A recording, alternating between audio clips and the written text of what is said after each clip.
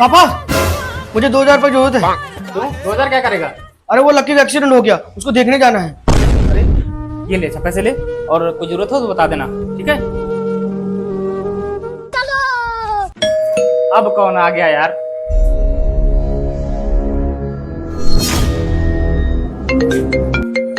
Hello. हाँ बा, लक्की कैसा है अंकित?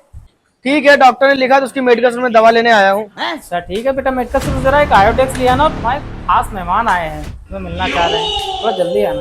अच्छा पापा ठीक है, आ रहे हैं। बड़ा हरामी हो बेटा। पापा मैं झंडू बम ले आया। आ गए बेटा। और लक्की ठीक है? हाँ पापा लक्की ठीक है, उसको घर भी छोड़ा है। पापा मेहमान कहीं नहीं दिख रहा है। मेहमान रुको, बुला रहे हैं, आओ बाहर आओ। अबे लक्की तुम? अरे भाई धीरे लगा, बहुत दर्द हो रहा है भाई।